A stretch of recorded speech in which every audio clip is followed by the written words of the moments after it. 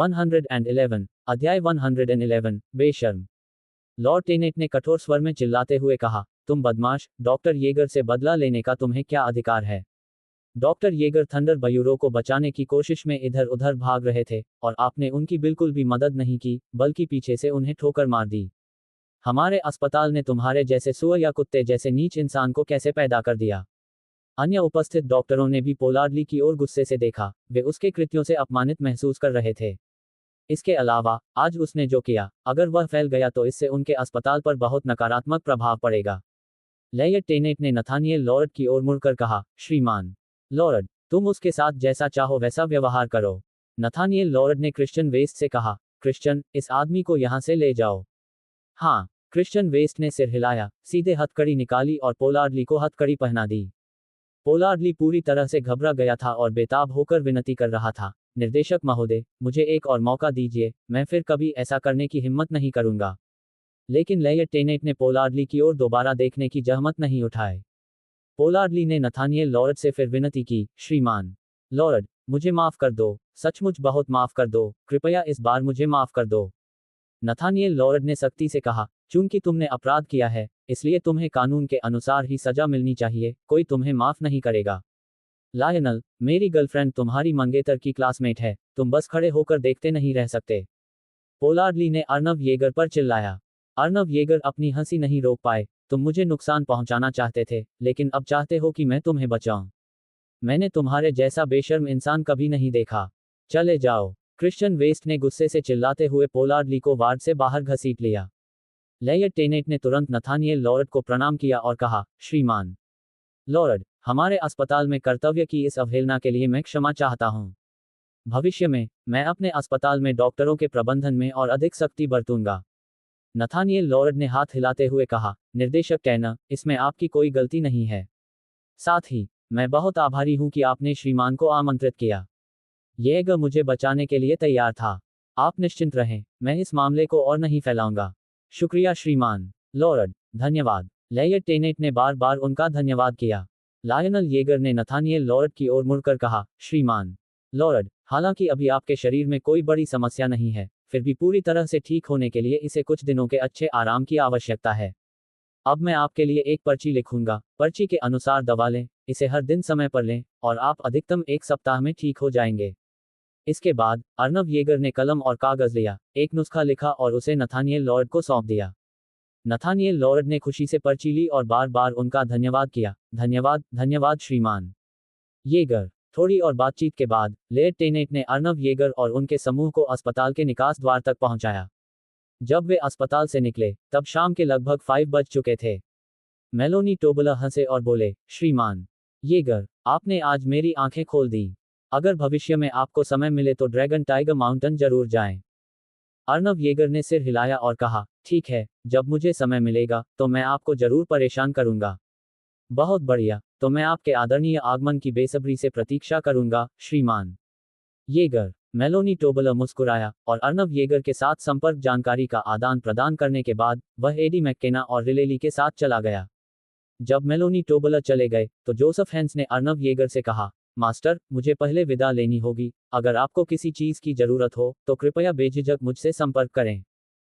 ठीक है, अर्नव येगर ने सिर हिलाया। जोसेफ हेंस के जाने के बाद अर्नव येगर ने टैक्सी बुलाकर जाने की तैयारी की। इंतजार। एम्मा कोब ने तुरंत अर्नव येगर को आवाज दी। मिस कॉब, क्या और कुछ है? अर्नव येगर ने उलझन में पूछा। एम्मा कॉब ने कहा, आप कहां जा रहे हैं? मैं आपको लिफ्ट दे सकती हूं। अर्नव येगर ने कहा, मैं ईस्ट ब्यूटी फार्मास्यूटिकल्स जा रहा हूं। कार में बैठ जाओ। एम्मा कॉब सीधे एक लाल जीप रैंगलर में बैठ गई और अर्नव येगर को भी अंदर आने का इशारा किया।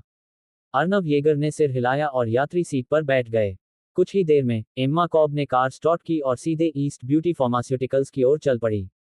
रास्ते में एम्मा कोब ने कहा, श्रीमान येगर, आज हम आपके बहुत आभारी हैं।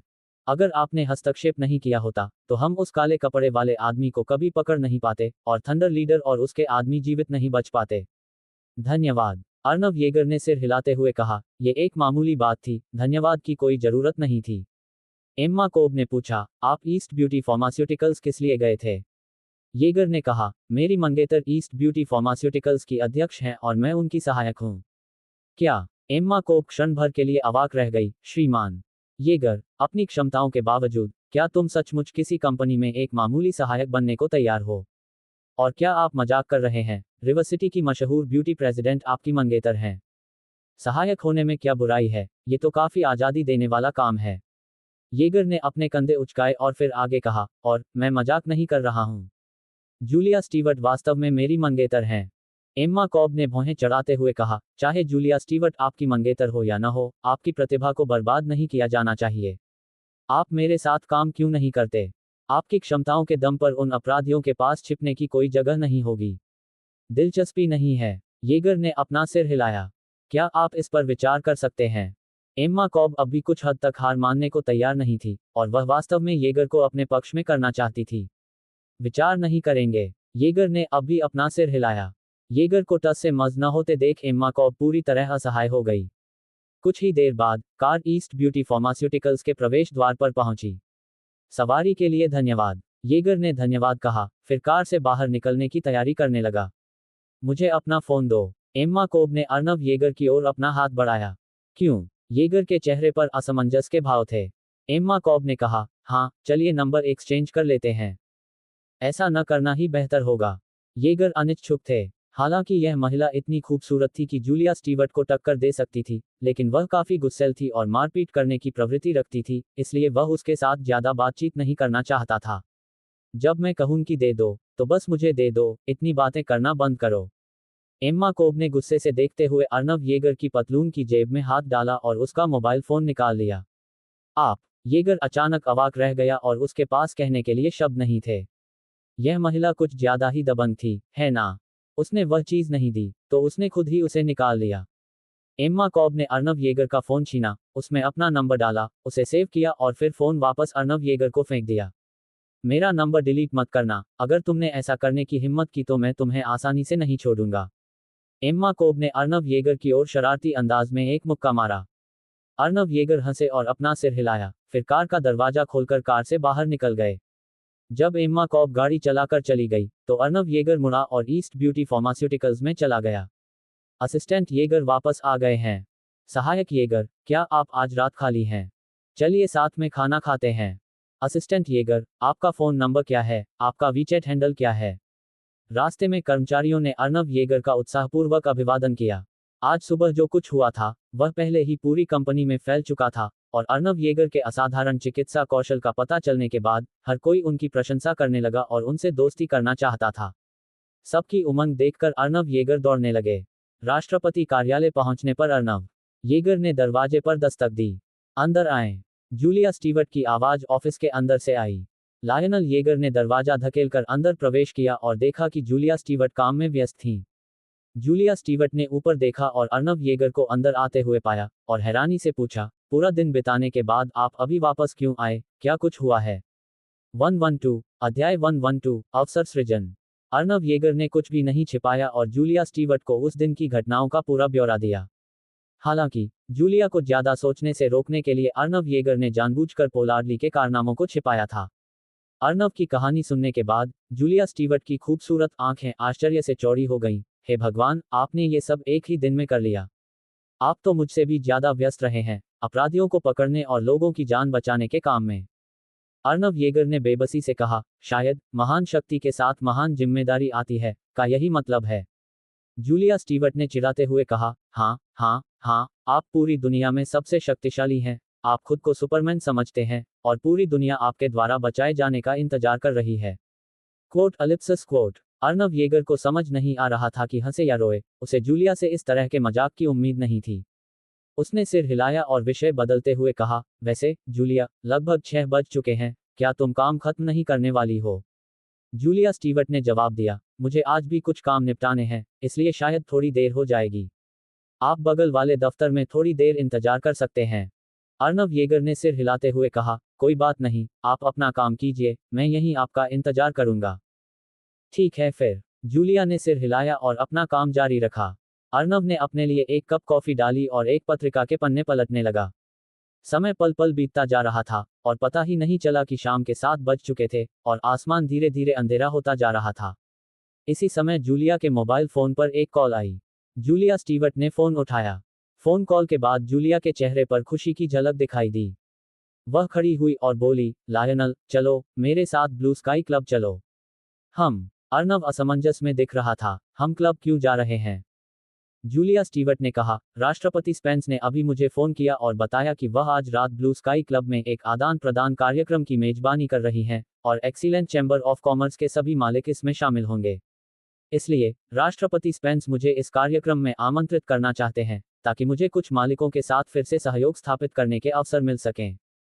अर्नव येगर ने आह भरी और कहा, जूलिया, क्या मैंने तुमसे नहीं कहा था कि तुम्हें ये सब करने की जरूरत नहीं है? एक बार जब हमारा नया उत्पाद बाजार में आ जाएगा, तो वे मालिक निश्चित रूप से हमारे साथ सहयोग करने के लिए उत्सुक होंगे। बिल्कुल नहीं, जूलिया स्टीवर्ट ने सिर हिलाते हुए कहा, कंपनी को देखते हुए मुझे दोगुनी तैयारी करनी होगी। तुम जाओ या न जाओ, अगर तुम नहीं जाना चाहते तो मैं अकेले ही चला जाऊंगा। इतना कहकर जूलिया मुड़ी और दफ्तर से बाहर चली गई। जूलिया, मैंने यह नहीं कहा कि मैं नहीं जाऊंगा, मेरा इंतजार करो। येगर चिल्लाया और उसके साथ चलने के लिए जल्दी से आगे बढ़ा। कंपनी छोड़ने के बाद अर्नव कार में बैठे और सीधे ब्लू स्काई क्लब के लिए रवाना हो गए। लगभग रात 1 बजे कार ब्लू स्काई क्लब के प्रवेश द्वार पर पहुंची। कार पार्क करके अर्नव जूलिया के पीछे पीछे क्लब में चला गया। एक वेट्रेस के नेतृत्व में अर्नव और जूलिया क्लब के 3 मंजिला हॉल में आए। पूरा हॉल बहुत विशाल था और अपनी सादगीपूर्ण शैली में विलासिता का अनुभव करा रहा था। लंबी मेजों पर शराब और नाश्ता रखा गया था। इस समय तक काफी सारे मालिक पहले ही आ चुके थे। सभी सुरुचिपूर्ण और सज्जन दिख रहे थे और छोटे छोटे समूहों में बातचीत कर रहे थे। हालांकि जब जूलिया स्टीवर्ट ने हॉल में प्रवेश किया, तो सभी मालिक उनकी ओर मुड़ गए। क्या ये ईस्ट ब्यूटी फार्मास्यूटिकल्स की प्रेसिडेंट स्टीवर्ट नहीं है? ये यहाँ क्यों है? राष्ट्रपति स्टीवर्ट उत्कृष्ट वाणिज्य मंडल की सदस्य भी हैं, उन्हें राष्ट्रपति स्पेंस ने ही आमंत्रित किया होगा। मैंने सुना है कि ईस्ट ब्यूटी फार्मास्यूटिकल्स लगभग टिकने में असमर्थ है, ये दिवालिया होने की कगार पर है। क्या ऐसा नहीं है कि प्रॉस्पेरिटी फार्मास्यूटिकल्स हर तरफ से ईस्ट ब्यूटी फार्मास्यूटिकल्स को दबा रही है? ईस्ट ब्यूटी का तो काम तमाम हो गया। मालिक आपस में फुसफुसा रहे थे। इसके अलावा अधिकांश मालिकों ने ऐसा व्यवहार किया मानो उन्होंने ध्यान ही न दिया हो। उनमें से केवल कुछ ने ही उसे अभिवादन किया। श्री येगर, तुम यहाँ हो। इसी समय मुस्कुराते हुए सॉयली वर्ल्ड ट्रेडिंग से दौड़ते हुए आए। श्री येगर, मैं इन दिनों आपसे मिलने की योजना बना रहा था। ट्रेजर फॉरेस्ट हर्ब्स के बोरिस कैहिल भी मुस्कुराते हुए दौड़कर वहां पहुंचे। घटनास्थल पर मौजूद कई मालिक सॉयली और बोरिस कैहिल के अर्नव येगर के प्रति उत्साहपूर्ण चेहरों को देखकर हैरान रह गए। अरे, ये बच्चा कौन है? निदेशक ली और अध्यक्ष कैहिल उनके प्रति इतने सम्मानजनक क्यों हैं? आपको पता भी नहीं, ये युवक स्टीवर्ट परिवार का दामाद है। अफवाह है कि सर स्टीवर्ट की पुरानी बीमारी का इलाज इसी ने किया था। तो वह रहस्यमय दिव्य चिकित्सक है जिन्होंने श्रीमान को ठीक किया। स्टीवर्ट, वह तो बिल्कुल साधारण सा लगता है। कुछ मालिकों ने अर्नव येगर को पहचान लिया, लेकिन कुछ ने नहीं पहचाना। इसलिए बहुत से लोग अर्नव येगर के बारे में जानने के लिए उत्सुक थे। लायनल येगर ने दूसरों पर ध्यान नहीं दिया, बल्कि सॉयली की ओर देखकर पूछा, निर्देशक ली, अब आपका स्वास्थ्य कैसा है? श्री येगर, अब मेरी सेहत काफी बेहतर है। अगर तुमने मेरी मदद न की होती और मुझ पर लगे बुरे श्राप को दूर न किया होता, तो मैं बहुत पहले ही खत्म हो गया होता। सॉयली ने हैरानी जताते हुए कहा, निश्चिंत रहिए, श्रीमान येगर, चाहे दूसरे इसे कैसे भी देखें, मैं, सॉयली, दृढ़ता से आपके साथ खड़ा रहूंगा और ईस्ट ब्यूटी फार्मास्यूटिकल्स के साथ सहयोग कभी नहीं तोड़ूंगा। श्री येगर, मैं भी आपके साथ खड़ा रहूंगा, ईस्ट ब्यूटी फार्मास्यूटिकल्स के साथ खड़ा रहूंगा। बोरिस कैहिल भी सहमत हुए, फिर मुस्कुराए और बोले, श्रीमान येगर, आपने मुझे जो नुस्खा दिया है, वह वाकई कमाल का है। अब मैंने अपनी मर्दाना गरिमा वापस पा ली है, और हर बार ये 20 मिनट से भी अधिक समय तक कायम रह सकता है। ये सुनकर जूलिया शर्मा गई। वह स्वाभाविक रूप से जानती थी कि बोरिस कैहिल किस बारे में बात कर रहे थे।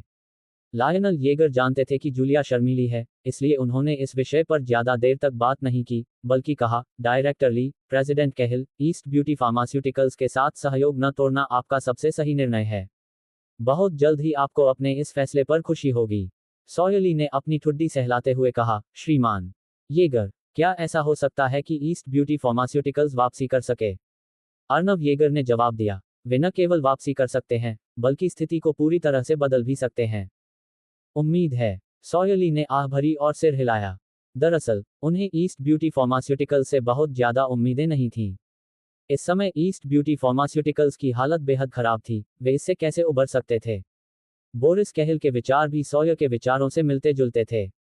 हालांकि वे मन ही मन ऐसा सोचते थे, लेकिन उन्होंने इस बारे में ज्यादा कुछ नहीं कहा। राष्ट्रपति स्टीवर्ट, श्रीमान येगर, तुम यहाँ हो।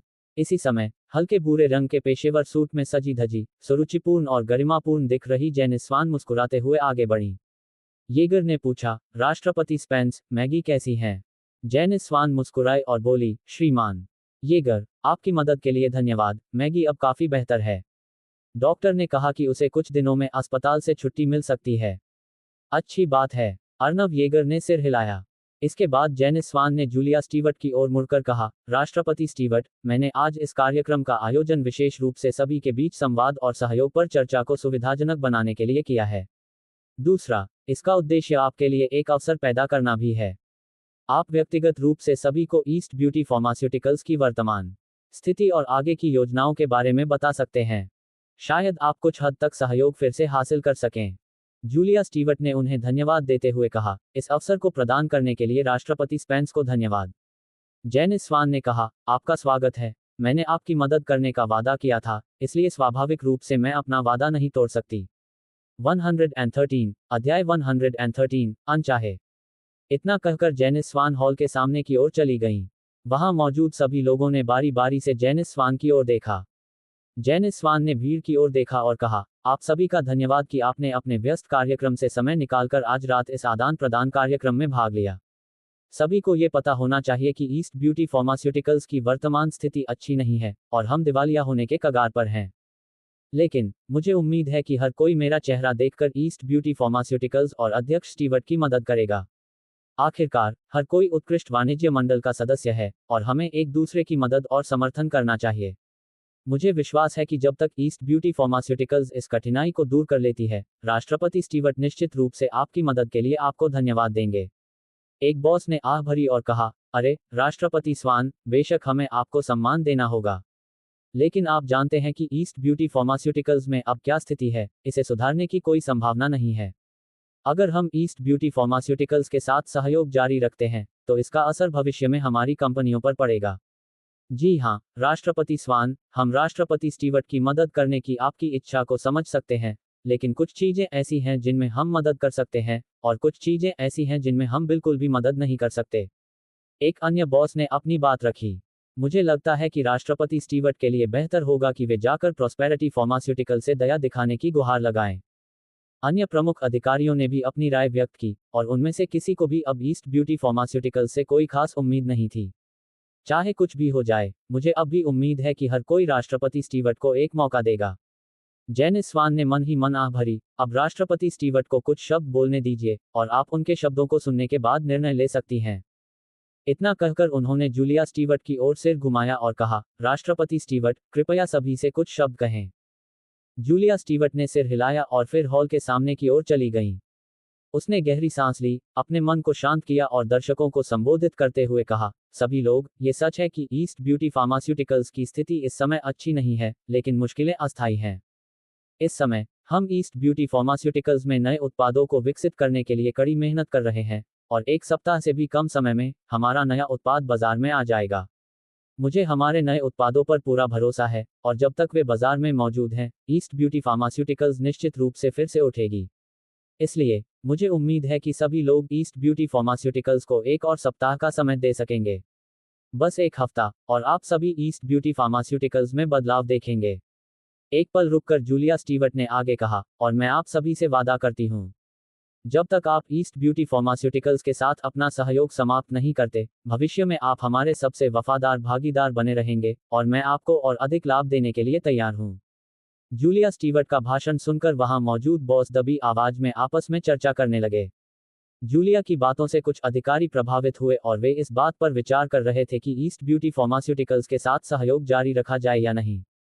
जूलिया स्टीवर्ट को देखकर अर्नव येगर मुस्कुरा रहे थे और उन्होंने उन्हें थम्स अप का इशारा किया। जूलिया स्टीवर्ट ने सिर हिलाकर सहमति जताई, वह इस हाव भाव से उत्साहित थीं। हालांकि ठीक इसी क्षण बाहर से एक उपहास भरी आवाज आई, आप सभी, राष्ट्रपति स्टीवर्ट ने जो कहा उस पर आप सचमुच विश्वास नहीं कर सकते, है ना? वह तुमसे बड़े बड़े वादे कर रही है। आवाज सुनकर सबने अपना सिर घुमाया और लोगों के एक समूह को अंदर आते देखा। समूह के सबसे आगे एक आकर्षक कद काठी और सुंदर रूप वाली युवती थी। यह महिला रिवर सिटी के एक प्रतिष्ठित परिवार जॉर्डन परिवार की युवा मालकिन मिलड्रेड जॉनस्टन थी और वह साइलस जॉर्डन की बहन भी थी। अब चूंकि साइलस स्वस्थ हो रहा था, इसलिए प्रॉस्पेरिटी फार्मास्यूटिकल के सभी मामलों को मिलड्रेड जॉनस्टन द्वारा संभाला जा रहा था। इसके बाद जारेड हापर परिवार के युवा master Donald stern, master stern और डियोन वेल परिवार के युवा मास्टर थे। इसके अलावा लुइस परिवार की युवा मालकिन और दूसरी युवा मालकिन सिंडी लुइस और लूसी लुइस भी उनमें शामिल थीं। Miss Johnston, young master stern और यंग मास्टर वेल यहाँ क्यों हैं? क्या राष्ट्रपति स्वान ने उन्हें आमंत्रित किया था? यह सही नहीं लगता क्योंकि प्रॉस्पेरिटी फार्मास्यूटिकल और ईस्ट ब्यूटी फार्मास्यूटिकल्स इस समय एक दूसरे के खिलाफ युद्ध लड़ रहे हैं। अगर राष्ट्रपति स्वान ईस्ट ब्यूटी फार्मास्यूटिकल्स की मदद करना चाहती हैं, तो वह मिस जॉनसन को यहाँ कैसे आमंत्रित कर सकती हैं? मिलड्रेड जॉनस्टन और अन्य लोगों के अचानक आगमन से आश्चर्यचकित होकर भीड़ में कानाफूसी होने लगी। जेनिस स्वान ने भौहें चढ़ाई क्योंकि उसने मिलड्रेड जॉनस्टन और उसके दल को आमंत्रित नहीं किया था। जूलिया स्टीवर्ट का चेहरा भी काला पड़ गया। उसे उम्मीद नहीं थी कि मिलड्रेड जॉनस्टन इतने नाजुक समय में आकर परेशानी खड़ी करेगी। Jared hopper, Dion well, सिंडी Louis और लूसी लुइस सभी ने भीड़ में मौजूद अर्नव येगर की ओर देखा। उनकी आंखों में शीतलता और क्रोध भरा हुआ था। विशेषकर सिंडी लुइस और लूसी लुइस, जो अर्नव से गहरी नफरत करती थीं।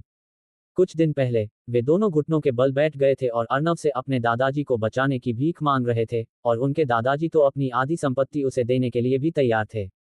हालांकि अर्नव ने इनकार कर दिया। इसलिए वे अर्नव से बेहद नफरत करते थे और मौका मिलते ही उससे बदला लेना चाहते थे। अर्नव ने सिंडी लुइस और लूसी लुइस की ओर तिरछी नजर से देखते हुए पूछा, आपके दादाजी कैसे हैं? क्या आपको उसका इलाज करने के लिए कोई दूसरा दिव्य चिकित्सक मिला? ये सुनकर सिंडी लुइस और लूसी लुइस इतनी क्रोधित हुई कि उनका पूरा शरीर कांपने लगा। वे चाहती थी कि वे अर्नव को मार डालें। ये व्यक्ति भली भांति जानता था कि उनके दादा की मृत्यु हो चुकी है, फिर भी उसने जानबूझकर ऐसे प्रश्न पूछे, मानो उनके घावों पर नमक छिड़क रहा हो। इसके बाद अर्नव ने जेरेड हापर की ओर देखा और मुस्कुराते हुए पूछा, युवा मास्टर हापर, ऐसा लगता है कि आपकी बहन ने उस दिन जाने से पहले अपने पैरों में संवेदना खो दी थी। क्या इसमें कोई बड़ी समस्या है? आप जेरेड हापर भी बेहद गुस्से में थे। उनकी आंखों से मानो आग निकल रही थी। उनकी बहन मारिया हापर को अस्पताल भेजे जाने के बाद डॉक्टर ने यह निदान किया कि उनके पैर की नसें पूरी तरह से गल चुकी हैं और भविष्य में उन्हें व्हीलचेयर तक ही सीमित रहना पड़ेगा। उसे पूरा यकीन था कि यह अर्नव का ही काम होगा, लेकिन उसके पास इसका कोई सबूत नहीं था। पीछे से सिंडी लुइस ने गुस्से से कहा, अरे कमीने, ज्यादा घमंड मत करो। ईस्ट ब्यूटी फार्मास्यूटिकल्स और स्टीवर्ट परिवार का जल्द ही अंत हो जाएगा, और तब तक हम देखेंगे कि आपकी रक्षा कौन कर सकता है। अभागे, स्टीवर्ट परिवार का काम तमाम हो जाने के बाद तेरा कोई समर्थक नहीं बचेगा, और तब हम देखेंगे कि तेरे साथ क्या करना है। लूसी लुइस ने दुर्भावनापूर्वक यही बात दोहराई। अर्नव ने हल्की मुस्कान के साथ जवाब दिया, मैंने कभी किसी पर अपनी रक्षा करने के लिए भरोसा नहीं किया। मेरा सहारा हमेशा मैं खुद ही रहा हूँ। और जब तक मैं यहाँ हूँ, ईस्ट ब्यूटी फार्मास्यूटिकल्स और स्टीवर्ट परिवार बर्बाद नहीं होंगे, वे तो और भी बेहतर होते जाएंगे। सिंडी लुइस ने ताना मारते हुए कहा, तुम कमीने, अपने हवाई सपनों में वापस जाओ। क्या आपको लगता है कि सिर्फ इसलिए कि आपको कुछ चिकित्सा कौशल और मार्शल आर्ट का ज्ञान है, आप सब कुछ नियंत्रित कर सकते हैं? ये सोचना बिल्कुल बेतुका है कि आप ईस्ट ब्यूटी फार्मास्यूटिकल्स और स्टीवर्ट परिवार को बचा सकते हैं। बच्चे, चलो देखते हैं क्या होता है। जेरेड हापर ने अपना चश्मा ठीक किया और ठंडे लहजे में बोला। शांत चेहरे के साथ अर्नव ने कहा, जो कुछ भी तुम्हारे पास है, ले आओ। मैं इसे ले जाऊंगा। जेरेड हापर और बाकी लोगों ने जोर से नाक सिकोड़ी, अपना सिर दूसरी तरफ घुमा लिया और अर्नव पर बिल्कुल ध्यान नहीं दिया। इसी क्षण मिलड्रेड जॉनस्टन हॉल के सामने आई और वहां मौजूद लोगों को हल्की सी मुस्कान दी। उसने शालीनता से अपना सिर थोड़ा ऊपर उठाते हुए कहा, देवियों और सज्जनों, दरअसल मेरे भाई को आज रात आना चाहिए था, लेकिन वह इस समय अस्वस्थ हैं, इसलिए मैं उनकी ओर से आप सभी का स्वागत करने आई हूँ। मैं आपका ज्यादा समय नहीं लूंगा, बस कुछ शब्द। अचानक वहां मौजूद सभी लोगों की निगाहें मिलड्रेड जॉनस्टन पर टिक गईं। 114 अध्याय 114 ब्लैकलिस्ट में जोड़ा गया। शेल्टन जॉनस्टन को सबका ध्यान अपनी ओर खींचना बहुत अच्छा लगता था। वह हल्की सी मुस्कुराई और जोर से बोली, आजकल, जैसा कि आप सभी देख सकते हैं, हमारी प्रॉस्पेरिटी फार्मास्यूटिकल्स के उत्पादों की बिक्री दिन प्रतिदिन बढ़ती जा रही है, और यह गति भविष्य में भी जारी रहेगी। दूसरी ओर, ईस्ट ब्यूटी फार्मास्यूटिकल्स की बिक्री दिन प्रतिदिन बिगड़ती जा रही है, और दिवालियापन तो बस समय की बात है। जब तक आप हमारी प्रॉस्पेरिटी फार्मास्यूटिकल के साथ सहयोग करते रहेंगे, हम निश्चित रूप से आपको भविष्य में धनवान बनने में मदद करेंगे। बेशक मैं अभी ये बात स्पष्ट कर देना चाहता हूँ, यदि कोई अभी ईस्ट ब्यूटी फार्मास्यूटिकल्स के साथ सहयोग करता है, तो उसे भविष्य में हमारी प्रॉस्पेरिटी फार्मास्यूटिकल्स के साथ सहयोग करने का कभी मौका नहीं मिलेगा। इसलिए, मैं अब आप सभी को एक विकल्प दे रहा हूँ। जो लोग ईस्ट ब्यूटी फार्मास्यूटिकल्स को चुनना चाहते हैं, वे अध्यक्ष स्टीवर्ट के साथ खड़े हों। जो लोग प्रॉस्पेरिटी फार्मास्यूटिकल को चुनना चाहते हैं, वे मेरे साथ खड़े हों।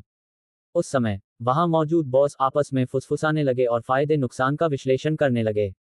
कुछ ही समय बाद, मिस जॉनस्टन, मैं प्रॉस्पेरिटी फार्मास्यूटिकल के साथ मजबूती से खड़ा हूं। एक बॉस ने पहल की और शेल्टन जॉनस्टन के सामने खड़ा हो गया। ईस्ट ब्यूटी फार्मास्यूटिकल्स की तुलना में, मैं प्रॉस्पेरिटी फार्मास्यूटिकल्स पर अधिक भरोसा करने को तैयार हूं। राष्ट्रपति स्टीवर्ट, हम सभी व्यवसायी हैं। मुनाफा स्वाभाविक रूप से पहले आता है, इसलिए मुझे खेद है। राष्ट्रपति स्टीवर्ट, इसे इस तरह लंबा खींचने के बजाय, मुझे लगता है कि प्रॉस्पेरिटी फार्मास्यूटिकल द्वारा इसका अधिग्रहण कर लिया जाना बेहतर होगा। कम से कम इससे दिवालियापन और बंदी तो नहीं हो जाएगी। पहले बॉस के नेतृत्व संभालने के बाद, बाकी लोगों ने भी उनका अनुसरण किया और शेल्टन जॉनस्टन के पास पहुंचे। जल्द ही, पूरे हॉल में मौजूद आधे से अधिक बॉस शेल्टन जॉनस्टन के पक्ष में खड़े हो गए। कुछ गिने चुने बॉस किसी भी पक्ष में खड़े नहीं थे। हालांकि, जूलिया स्टीवर्ट के पक्ष में खड़े होने वाले एकमात्र व्यक्ति जेनिस स्वान, सॉयली और बोरिस कहिल थे। जूलिया स्टीवर्ट के चेहरे पर कड़वाहट साफ झलक रही थी। उसे लगा था कि वह आज रात कुछ साझेदारियों को बचा सकती है। लेकिन उसे यह उम्मीद नहीं थी कि शेल्टन जॉनस्टन के आने से उसकी योजनाओं में बाधा आएगी। सभी के द्वारा किए गए चुनाव को देखकर शेल्टन जॉनस्टन बहुत संतुष्ट हुई और उसने विजयी हंस की तरह गर्व से अपना सिर ऊपर उठा लिया। अन्ना और अल्मा भी खुशी से हंस पड़ी। जूलिया स्टीवर्ट एक अधिक समृद्ध परिवार से थीं, उनसे अधिक सुंदर और अधिक सक्षम थीं, जिसके कारण वे उनसे ईर्ष्या और जलन करते थे। इससे भी महत्वपूर्ण बात यह है कि जूलिया स्टीवर्ट को अर्नव येगर का समर्थन प्राप्त था। इसलिए, जूलिया को दबाने और उसे हारते हुए देखना उनके लिए बहुत ही ताजगी भरा अनुभव था। शेल्टन जॉनस्टन ने उन बॉस की ओर देखा जिन्होंने कोई फैसला नहीं लिया था और पूछा, आपने अभी तक फैसला क्यों नहीं लिया है? हमने अभी तक अपना मन नहीं बनाया है, इसलिए हम फिलहाल कोई फैसला नहीं ले रहे हैं। जी हाँ, हम तटस्थ बने रहेंगे। कई प्रमुख अधिकारियों ने एक के बाद एक अपनी बात रखी। शेल्टन जॉनस्टन ने उपहास करते हुए कहा, आप चाहें तो तटस्थ रह सकते हैं, लेकिन अगर आप पैसा कमाने का मौका चूक जाते हैं तो मुझे याद न दिलाने के लिए दोष मत देना। बोलते हुए उन्होंने जेनिस स्वान, सॉयली और बोरिस कैहिल की ओर देखा और कहा, राष्ट्रपति स्पेंस, निदेशक ली, राष्ट्रपति कैहिल, क्या आप वाकई ईस्ट ब्यूटी फार्मास्यूटिकल्स को चुनकर अपनी जान जोखिम में डालने जा रहे हैं? सॉयली ने गहरी आवाज में कहा, आपको इस बारे में चिंता करने की जरूरत नहीं है, मिस जॉनस्टन। मैं आप लोगों को याद रखूंगा। मुझे उम्मीद है कि आपकी कंपनियां ईस्ट ब्यूटी फार्मास्यूटिकल्स के साथ अंत तक बनी रहेंगी। शेल्टन जॉनस्टन ने धमकी भरे लहजे में और हाथ हिलाते हुए कहा, चलो चलते हैं। इसके बाद शेल्टन और उनके साथी बाहर निकलने की ओर चल दिए। प्रॉस्पेरिटी फार्मास्यूटिकल की तरफ खड़े बॉस भी उनके पीछे पीछे चले और जाने की तैयारी करने लगे। अर्नव येगर ने सबकी ओर देखा और शांत स्वर में कहा, क्या आप वाकई प्रॉस्पेरिटी फार्मास्यूटिकल का पक्ष लेना चाहते हैं? बेशक, प्रॉस्पेरिटी फार्मास्यूटिकल को चुनना सबसे बुद्धिमानी भरा विकल्प है, एक गंजे बॉस ने तुरंत जवाब दिया। ठीक है, अर्नव येगर ने सिर हिलाया और कहा, मुझे बस उम्मीद है कि भविष्य में आप हमारी ईस्ट ब्यूटी फार्मास्यूटिकल्स के साथ साझेदारी के लिए गिड़गिड़ाएंगे नहीं। जेनिस स्वान, सॉयली और बोरिस कैहिल इस बात से हैरान थे कि अर्नव येगर ऐसी बात क्यों कहेंगे। आजकल ये बात सभी के लिए स्पष्ट थी कि ईस्ट ब्यूटी फार्मास्यूटिकल्स को प्रॉस्पेरिटी फार्मास्यूटिकल्स द्वारा पूरी तरह से दबा दिया गया था और वह स्थिति को पलट नहीं सकती थी। हालांकि, उन्हें जल्द ही एहसास हो गया कि अर्नव येगर शायद जूलिया स्टीवर्ट को अपनी इज्जत बचाने और अपनी भड़ास निकालने में मदद करने की कोशिश कर रहे थे। गंजे बॉस ने जोर से कहा, बच्चे, मैं प्रॉस्पेरिटी कॉमर्स एंड ट्रेड से डैनियल विंसलेट हूं। मैं तुम्हें अभी बता रहा हूं, अगर भविष्य में कभी मैं आपकी ईस्ट ब्यूटी फार्मास्यूटिकल्स के साथ काम करने की भीख मांगूं, तो मैं जरूर एक कुत्ता होऊंगा। वह अब शेल्टन जॉनस्टन के सामने अपनी काबिलियत दिखाना चाहता था। समृद्धि, वाणिज्य और व्यापार, है ना? ठीक है, मैं इसे याद रखूंगा। लायनल येगर ने सिर हिलाया और शेल्टन जॉनस्टन के पीछे चल रहे अन्य बॉस की ओर देखा, क्या आप सभी उनके विचारों से सहमत हैं? बिल्कुल, मैं, Derrick McKenna, East beauty Pharmaceuticals के साथ फिर कभी काम नहीं करूंगा। आपकी मदद के लिए भीख मांगने की बात तो दूर, इसके बारे में सपने में भी मत सोचिए। आपकी कंपनी ईस्ट ब्यूटी फार्मास्यूटिकल्स दिवालिया होने की कगार पर है। ये सोचना हास्यास्पद है कि आप अब भी दोबारा उठ खड़े हो सकते हैं। मिस जॉनसन, निश्चिंत रहिए, मैं हमेशा आपका सबसे वफादार अनुयायी रहूंगा। अन्य बॉस ने भी शेल्टन जॉनस्टन के प्रति अपनी वफादारी व्यक्त की और अर्नव येगर का मजाक उड़ाया और उन्हें नीचा दिखाया। अच्छा, बहुत अच्छा। अर्नव येगर का चेहरा शांत था। उन्होंने सिर हिलाते हुए कहा, आज से आप सभी को हमारी ईस्ट ब्यूटी फार्मास्यूटिकल्स द्वारा स्थायी रूप से ब्लैकलिस्ट कर दिया जाएगा। भविष्य में सहयोग के लिए गिड़गिड़ाने पर भी कोई संभावना नहीं होगी। मूर्ख, दिवास्वप्न देखना बंद करो। एना ने अर्नव येगर पर चिल्लाया। अरे कुत्ते, तुम्हारे अच्छे दिन खत्म होने वाले हैं और तुम ज्यादा देर तक घमंडी नहीं रह पाओगे। एना ने व्यंग्यपूर्ण लहजे में गर्व भरे चेहरे के साथ यह बात भी कही। शेल्टन जॉनस्टन ने अर्नव येगर को ठंडी निगाहों से घूरते हुए कहा, बच्चे, चूंकि तुमने मेरे भाई को अपाहिज कर दिया है, इसलिए हमारा जॉर्डन परिवार तुम्हें इतनी आसानी से नहीं छोड़ेगा। अर्नव येगर ने ठंडी हंसी हंसते हुए जवाब दिया, मैं भी तुम्हें इतनी आसानी से नहीं छोड़ूंगा। बस आप इंतजार कीजिए। चल दर। एक ठंडी सी झंझनाहट के साथ शेल्टन जॉनस्टन सबको वहां से ले गया। राष्ट्रपति स्पेंस, अगर और कोई विकल्प नहीं है तो हम पहले यहां से निकल जाएंगे। जो बॉस तटस्थ रहे, उन्होंने आह भरी और वे भी चले गए। पलक झपकते में पूरे हॉल में केवल अर्नव और कुछ अन्य लोग ही बचे थे। जेनिस स्वान ने क्षमाप्रार्थी भाव से कहा, मुझे वास्तव में खेद है, राष्ट्रपति स्टीवर्ट। मैंने शेल्टन जॉनस्टन और अन्य लोगों को यहां आमंत्रित नहीं किया था। मैं शुरू में आपकी मदद करना चाहता था, लेकिन मुझे उम्मीद नहीं थी कि इसका अंत इस तरह होगा। राष्ट्रपति स्पेंस, आपको माफी मांगने की जरूरत नहीं है। आप मेरी मदद करने के लिए तैयार हैं, यही बात मेरे लिए काफी है और मैं आपका आभारी हूं। जूलिया स्टीवर्ट ने जबरदस्ती मुस्कुराते हुए सिर हिलाया और कहा, वैसे भी ये बुरा नहीं है, कम से कम इससे ये तो पता चलता है कि कौन ईमानदार है और कौन नहीं। जेनिस स्वान, सॉयर ली और बोरिस कैहिल तीनों ने गहरी आह भरी। हालांकि वे मदद करना चाहते थे, लेकिन वे ऐसा करने में असमर्थ थे। कुछ देर बातचीत करने के बाद सभी लोग तितर बितर हो गए। जैसे ही वे कार में बैठे, अर्नव येगर ने पूछा, जूलिया, क्या हम घर जा रहे हैं या? जूलिया स्टीवर्ट ने अपना सिर हिलाया और कहा, मैं अभी घर नहीं जाना चाहती। मुझे ड्राइव पर ले चलो। ठीक है। अर्नव येगर ने सहमति में सिर हिलाया, कार स्टार्ट की और ब्लू स्काई क्लब से निकल गए। गाड़ी सड़क पर सुचारू रूप से चल रही थी, गलियों और संकरी सड़कों से होकर गुजर रही थी। कार के अंदर हल्का संगीत बज रहा था। अर्नव येगर गाड़ी चलाने पर ध्यान केंद्रित कर रहे थे, जबकि जूलिया स्टीवर्ट खिड़की से बाहर देखती हुई विचारों में खोई हुई थी, और दोनों चुप रहे। ओवरपास से उतरकर हाईवे पर आने के बाद उनके बगल में एक बहती हुई नदी थी, जिसका पानी उफान मारता हुआ दोनों किनारों से टकरा रहा था। चांदनी रात में नदी जगमगा रही थी। जब वे सड़क के एक ऐसे हिस्से पर पहुंचे जहां कम लोग थे, तो जूलिया स्टीवर्ट, जो अब तक चुप थी, अचानक बोल पड़ी, गाड़ी को किनारे लगाओ। 115 अध्याय 115 अनुसंधान और विकास में सफलता। अर्नव ने सिर हिलाया और कार को सड़क के किनारे पार्क कर दिया। जैसे ही कार रुकी, जूलिया ने दरवाजा खोलकर बाहर कदम रखा और सीधे नदी किनारे की ओर दौड़ पड़ी। जूलिया, लापरवाही मत करो। उसकी हरकतें देखकर अर्नव चौंक गया और जल्दी से कार से बाहर निकलकर उसके पीछे पीछे चलने लगा। उन्हें सचमुच चिंता थी कि जूलिया आज रात के सदमे को सहन नहीं कर पाएगी और कोई हताशा भरा कदम उठा लेगी। हालांकि नदी किनारे पहुंचने के बाद जूलिया रुक गई। अर्नव ने राहत की सांस ली और उसके पास चला गया। वे दोनों कंधे से कंधा मिलाकर खड़े रहे, उफनते नदी के पानी को निहारते रहे और एक बार फिर मौन में डूब गए। कुछ देर शांति रहने के बाद जूलिया ने एक लंबी सांस छोड़ी। उसका चेहरा उदास था और उसने पूछा, लायनल, क्या तुम्हें लगता है कि ईस्ट ब्यूटी फार्मास्यूटिकल्स इस बार सचमुच वापसी कर पाएगी और फिर से उठ खड़ी होगी? हाँ, अर्नव ने सिर हिलाया और अपनी बात पर जोर देते हुए कहा, बिल्कुल। जूलिया ने कड़वी मुस्कान के साथ सिर हिलाते हुए कहा, लेकिन अब हर कोई सोचता है कि ईस्ट ब्यूटी फार्मास्यूटिकल्स का अंत हो चुका है और दिवालिया होना बस समय की बात है। आज ही मुझे इस सहयोग के कुछ हिस्से को बचाने की कोशिश करने का ख्याल आया, लेकिन मैंने कभी उम्मीद नहीं की थी कि शेल्टन जॉनसन अचानक सामने आ जाएंगे।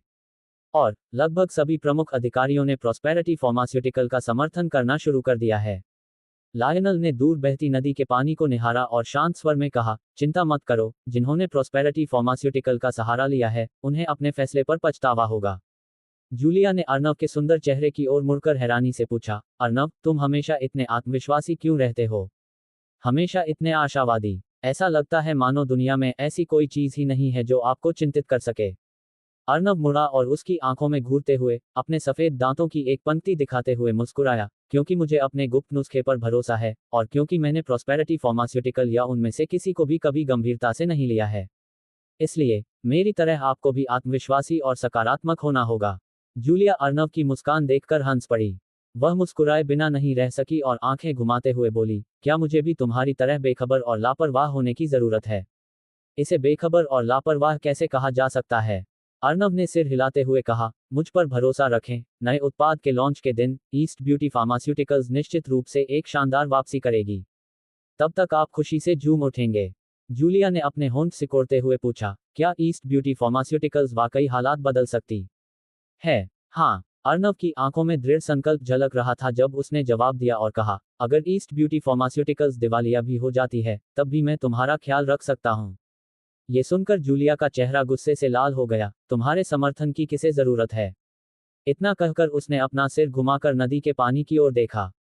उसकी आंखों में दिख रही उलझन और उदासी धीरे धीरे दृढ़ संकल्प में बदल गई।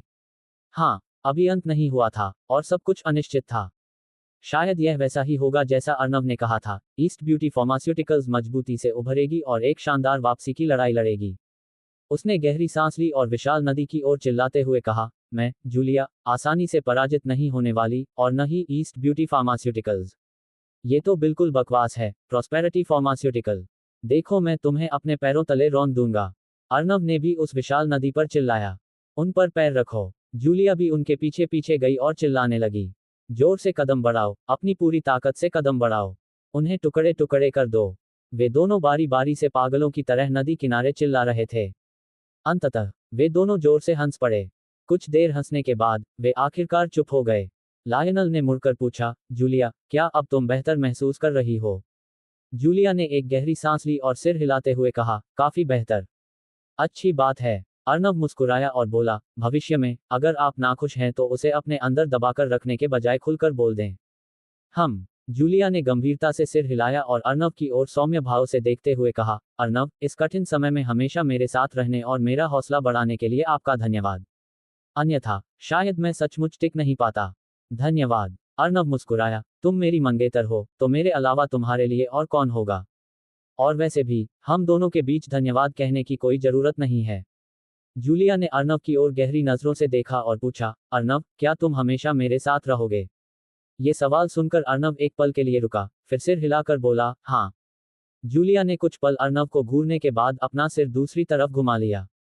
अर्नव चुपचाप उसके चेहरे को देखता रहा।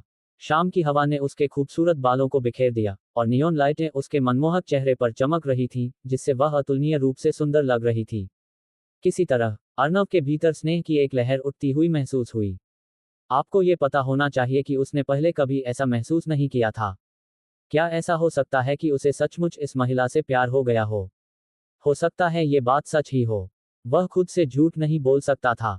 कुछ देर खड़े रहने के बाद जूलिया ने अपना फोन निकाला, समय देखा और कहा, देर हो रही है, चलो घर चलते हैं। ठीक है, चलो घर चलते हैं। अर्नव ने सिर हिलाया। एलिप्सिस। समय बहुत तेजी से बीत गया और पलक झपकते ही एक सप्ताह गुजर गया। इस सप्ताह के दौरान ईस्ट ब्यूटी फार्मास्यूटिकल्स के सभी कर्मचारी नए उत्पाद के लॉन्च के लिए अंतिम प्रयास और पूरी रफ्तार से ओवरटाइम काम कर रहे थे। हर कोई ये सुनिश्चित करने के लिए अपना पूरा प्रयास कर रहा था कि नए उत्पाद के लॉन्च के दिन पूरा Riversity business world east beauty pharmaceuticals की मजबूत प्रगति का साक्षी बने। इस पूरे सप्ताह अर्नव कहीं और नहीं गया, बल्कि जूलिया के साथ ही रहा। उसे लगा कि और भी हत्यारे उसके पीछे आएंगे। हालांकि उनकी हैरानी की बात यह थी कि वहां कोई नहीं था, और वह सप्ताह शांतिपूर्ण रहा। फिर भी अर्नव ने अपनी सतर्कता कम नहीं की। उन्हें पता था कि खतरा हमेशा बना रहेगा। शाम के समय ईस्ट ब्यूटी फार्मास्यूटिकल्स राष्ट्रपति कार्यालय में जूलिया काम में व्यस्त थी, जबकि अर्नव सोफे पर बैठकर उपन्यास पढ़ रहा था और उसका साथ दे रहा था। उस पल में जूलिया के मोबाइल फोन पर एक कॉल आई। जूलिया ने डेस्क से अपना फोन उठाया और बिना किसी झिझक के उसका जवाब दिया। फोन रखने के बाद जूलिया अचानक उत्साह से भरी हुई खड़ी हो गई। अर्नव उलझन में दिख रहा था और उसने पूछा, जूलिया, क्या हुआ? क्या हुआ? जूलिया ने कहा, टीम लीडर लुइस ने अभी अभी फोन करके बताया कि नया उत्पाद सफलतापूर्वक विकसित हो गया है, और कई परीक्षणों के बाद परिणाम काफी प्रभावशाली हैं। वास्तव में अर्नव का चेहरा खुशी से चमक उठा, आखिरकार सफलता मिल ही गई। जूलिया ने डेस्क पर रखा फोन उठाया और सनी को फोन करके उसे आने के लिए कहा। कुछ ही देर में सनी ने कार्यालय में प्रवेश किया और कहा, राष्ट्रपति स्टीवर्ट, क्या आपको किसी चीज की जरूरत है? जूलिया ने कहा, कंपनी में सभी को तुरंत इकट्ठा करो, मुझे ऑफिस एरिया में एक घोषणा करनी है। हाँ। सनी ने सिर हिलाया और जल्दी से ऑफिस से बाहर निकल गया। कुछ ही समय बाद ईस्ट ब्यूटी फार्मास्यूटिकल्स के सभी कर्मचारी कार्यालय परिसर में एकत्रित हुए। लायनल जूलिया के साथ कार्यालय क्षेत्र में गया। कर्मचारियों ने जूलिया को हैरानी से देखा। वे सोच रहे थे कि वह ऐसी कौन सी महत्वपूर्ण घोषणा करने वाली है जिसके लिए सभी को एक साथ इकट्ठा होना पड़ेगा। 116 अध्याय 116 नए उत्पाद लॉन्च सम्मेलन। जूलिया स्टीवर्ट ने वहां मौजूद सभी लोगों की ओर देखा और कहा, आप सभी के साथ साझा करने के लिए मेरे पास कुछ अच्छी खबर है। क्या अच्छी खबर है? राष्ट्रपति स्टीवर्ट, हमें सस्पेंस में रखना बंद करो और सीधे सीधे बता दो। जी हाँ, राष्ट्रपति स्टीवर्ट, क्या अच्छी खबर है? क्या हमारी सैलरी बढ़ेगी? कर्मचारियों ने उत्सुकतापूर्वक पूछा। जूलिया स्टीवर्ट मुस्कुराई और बोली, जब तक ईस्ट ब्यूटी फार्मास्यूटिकल्स इस संकट से उबर सकती है, मैं वादा करती हूं कि मैं सभी का वेतन बढ़ा दूंगी। लेकिन जो खुशखबरी मैं आपको बताने जा रहा हूं, वह यह नहीं है। मैं ये कहना चाहता हूं कि टीम लीडर लुइस ने अभी अभी फोन किया और बताया कि हमारा नया उत्पाद सफलतापूर्वक विकसित हो गया है। जैसे ही खबर फैली, अचानक माहौल जीवंत हो उठा। सफलता, आखिरकार यह सफल हो ही गया। महान, आखिरकार आधे महीने की कड़ी मेहनत के बाद हमें उम्मीद की किरण नजर आ रही है। मुझे उम्मीद है कि हमारा नया उत्पाद बाजार में अपनी पकड़ फिर से मजबूत कर लेगा। सभी लोग खुशी से झूम रहे थे और उछल कूद कर रहे थे, बेहद उत्साहित थे। आखिरकार वे इस दिन का इंतजार करते हुए हर दिन ओवरटाइम काम कर रहे थे। ईस्ट ब्यूटी फार्मास्यूटिकल्स का भविष्य इसी क्षण पर निर्भर करता है। जूलिया स्टीवर्ट ने अपना हाथ नीचे दबाते हुए कहा, दोस्तों, नए उत्पाद को लेकर बाजार की प्रतिक्रिया का अभी परीक्षण होना बाकी है, इसलिए अभी ज्यादा उत्साहित न हो। अब मेरे पास आप सभी के लिए एक कार्य है। इस खबर को तुरंत सभी बड़ी कंपनियों और प्रमुख मीडिया संस्थानों तक पहुंचाएं। कल सुबह हम क्लाउड काल्ड्रॉन होटल में नए उत्पाद लॉन्च सम्मेलन का आयोजन करेंगे। जी हाँ, राष्ट्रपति स्टीवर्ट, सभी ने एकमत होकर जवाब दिया, फिर अपने अपने काम में लग गए। आज शाम रिवर सिटी में अशांत माहौल रहने वाला था। ईस्ट ब्यूटी फार्मास्यूटिकल्स के नए उत्पाद के सफल विकास की खबर रिवर सिटी के पूरे कारोबारी जगत में फैल गई। इसने रिवर सिटी के कारोबारी जगत में भारी हलचल मचा दी। क्या आपने इसके बारे में सुना? ईस्ट ब्यूटी फार्मास्यूटिकल्स ने एक नया उत्पाद विकसित किया है। बेशक, मैंने सुना था। ईस्ट ब्यूटी फार्मास्यूटिकल्स इस बार पूरी ताकत से मैदान में उतर रही है। मैंने सुना है कि ईस्ट ब्यूटी फार्मास्यूटिकल्स द्वारा विकसित नए उत्पाद के उत्कृष्ट परिणाम हैं। शायद इस बार ईस्ट ब्यूटी फार्मास्यूटिकल्स जोरदार वापसी करेगी। यह असंभव है। आजकल प्रॉस्पेरिटी फार्मास्यूटिकल ने ईस्ट ब्यूटी फार्मास्यूटिकल्स को पूरी तरह से दबा दिया है। वे पासा पलटने में सक्षम नहीं होंगे। हे, चलो कल देखते हैं। रिवर सिटी के कारोबारी जगत में हर कोई इसके बारे में बात कर रहा था। कुछ लोग ईस्ट ब्यूटी फार्मास्यूटिकल्स को लेकर आशावादी थे, लेकिन ज्यादातर लोग इसके बारे में अच्छी राय नहीं रखते थे। Recovery private hospital. Silas Jordan बिस्तर पर लेटा हुआ था और शेल्टन जॉनस्टन द्वारा कंपनी के हालिया घटनाक्रमों पर दी जा रही रिपोर्ट सुन रहा था।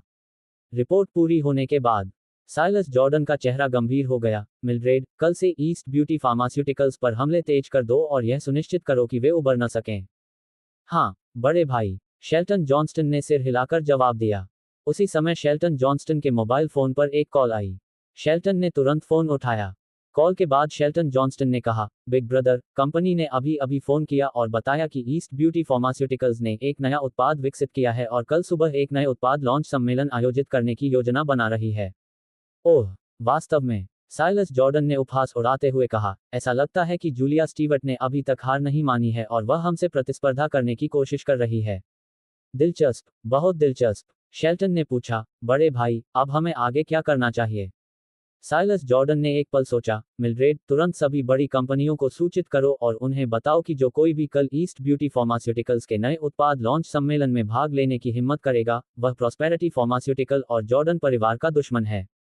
एक पल रुककर साइलस जॉर्डन ने आंखें सिकोड़कर मुस्कुराते हुए कहा, मिल्ड्रेड, कल ईस्ट ब्यूटी फार्मास्यूटिकल्स के नए उत्पाद लॉन्च सम्मेलन में मेरे साथ चलो और वहां की हलचल देखो। मैं देखना चाहता हूं कि ईस्ट ब्यूटी फार्मास्यूटिकल्स के नए उत्पाद लॉन्च सम्मेलन में भाग लेने की हिम्मत कौन करता है। जरूर, शेल्टन जॉनस्टन ने जवाब दिया और मुस्कुराते हुए कहा, ईस्ट ब्यूटी फार्मास्यूटिकल्स का कल का नया उत्पाद लॉन्च सम्मेलन निश्चित रूप से एक तमाशा बन जाएगा। मजाक, साइलस जॉर्डन ने उपहास उड़ाते हुए कहा, मुझे बिल्कुल यही प्रभाव चाहिए। ईस्ट ब्यूटी फार्मास्यूटिकल्स के नए उत्पाद विकास की सफलता की खबर फैलने के कुछ ही समय बाद प्रॉस्पेरिटी फार्मास्यूटिकल ने भी एक खबर जारी की। कल जो भी ईस्ट ब्यूटी फार्मास्यूटिकल्स के नए उत्पाद लॉन्च सम्मेलन में भाग लेने का साहस करेगा, वह प्रॉस्पेरिटी फार्मास्यूटिकल और जॉर्डन परिवार का दुश्मन होगा। एक पत्थर ने हजारों लहरें खड़ी कर दी। रिवर सिटी के पूरे कारोबारी जगत में एक बार फिर भारी उथल पुथल मच गई। एलिप्सिस। अगले दिन सुबह सुबह क्लाउड काल्ड्रॉन होटल, 3 मंजिला हॉल। हॉल सीटों से भरा हुआ था। हॉल के सामने एक लंबी मेज थी जिस पर उत्पादों के कई डिब्बे रखे हुए थे। ईस्ट ब्यूटी फार्मास्यूटिकल्स के सभी उच्च स्तरीय कर्मचारी मौके पर पहुंच चुके थे और घटनास्थल पर व्यस्त थे। रिवर सिटी के प्रमुख पत्रकार और मीडिया संस्थान भी पहुंच चुके थे और अपने उपकरणों को व्यवस्थित कर रहे थे। इसके अलावा रिवर सिटी के कई इंटरनेट सेलिब्रिटी भी कार्यक्रम स्थल पर पहुंच चुके थे और कार्यक्रम की लाइव स्ट्रीमिंग करने की तैयारी कर रहे थे। इस समय जूलिया स्टीवर्ट, अर्नव येगर और इरविंग लूथर सहित अन्य उच्च स्तरीय कर्मचारी बातचीत कर रहे थे। उच्च पदस्थ कर्मचारियों में से एक ने भौहें चढ़ाते हुए कहा, राष्ट्रपति स्टीवर्ट, कल रात प्रॉस्पेरिटी फार्मास्यूटिकल ने कुछ कड़े बयान दिए, जिसमें कहा गया कि जो कोई भी आज हमारे सम्मेलन में भाग लेने की हिम्मत करेगा, वह उनका और जॉर्डन परिवार का दुश्मन होगा। मुझे डर है कि आज हमारा नया उत्पाद लॉन्च सम्मेलन सुचारू रूप से नहीं चलेगा। एक अन्य उच्च स्तरीय कर्मचारी ने आह भरते हुए कहा, यह सिर्फ सुचारू रूप से चलने वाला नहीं है, मुझे चिंता है कि कोई भी हमारे नए उत्पाद लॉन्च सम्मेलन में भाग नहीं लेगा। अगर यह बात बाहर फैल गई, तो हमारी east beauty pharmaceuticals river city के कारोबारी जगत में हंसी का पात्र बन जाएगी। अन्य उच्च स्तरीय कर्मचारियों ने भी आह भरी और आज के नए उत्पाद लॉन्च सम्मेलन के लिए उन्हें ज्यादा उम्मीद नहीं थी। आखिरकार जॉर्डन परिवार रिवर सिटी का सबसे बड़ा परिवार था और प्रॉस्पेरिटी फार्मास्यूटिकल रिवर सिटी की सबसे बड़ी दवा कंपनी थी। अब जब जॉर्डन परिवार ने बोल दिया था, तो कौन आने की हिम्मत करेगा? सहायक येगर ने कहा, सभी लोग चिंता न करें, आज लोग आएंगे और मुझे यकीन है कि और भी लोग आएंगे। सहायक येगर, आप ये किस आधार पर कह रहे हैं? कौन जॉर्डन परिवार को नाराज करने का जोखिम उठाकर हमारे नए उत्पाद लॉन्च सम्मेलन में भाग लेने की हिम्मत करेगा? युवक, बहुत ज्यादा आशावादी मत बनो। हकीकत आपको करारा झटका देगी। कई उच्च स्तरीय कर्मचारियों ने अर्नव येगर की बातों पर बिल्कुल भी विश्वास न करते हुए अपनी बात रखी। जूलिया स्टीवर्ट भी बहुत घबराई हुई थी और इस बात से चिंतित थी कि ईस्ट ब्यूटी फार्मास्यूटिकल्स के नए उत्पाद लॉन्च सम्मेलन में कोई भी शामिल नहीं होगा। लेकिन नए उत्पाद लॉन्च सम्मेलन की शुरुआत पहले ही हो चुकी थी और उन्हें हर हाल में इसे जारी रखना था। अर्नव येगर ने ज्यादा कुछ नहीं बताया और बस नतीजों के आने का इंतजार किया। समय धीरे धीरे बीतता गया। अंततः 9 बज गए। हालांकि घटनास्थल पर पत्रकारों और मीडिया कर्मियों के अलावा कोई और मौजूद नहीं था। उसी समय एक उच्च पदस्थ कर्मचारी दौड़ता हुआ आया और पूछा, राष्ट्रपति स्टीवर्ट, सब कुछ तैयार है? क्या हम अभी शुरू कर सकते हैं? क्या शुरू करें? क्या आपको नहीं दिख रहा कि यहाँ कोई नहीं है? एक उच्च पदस्थ कर्मचारी ने कुछ नाराजगी जताते हुए कहा, भले ही यहाँ कोई न हो, ये सम्मेलन अवश्य आयोजित होना चाहिए। जूलिया स्टीवर्ट ने गहरी आवाज में कहा और फिर बोली, हम अभी शुरू कर सकते हैं। इसके साथ ही जूलिया स्टीवर्ट और अन्य लोग आगे की ओर चल दिए। सभी कैमरों के लेंस तुरंत जूलिया स्टीवर्ट की ओर मुड़ गए।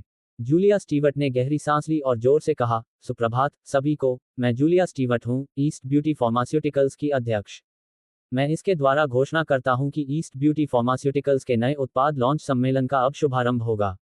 117 अध्याय 117, आइए हंगामा देखें। ये शब्द अभी अभी बोले गए थे।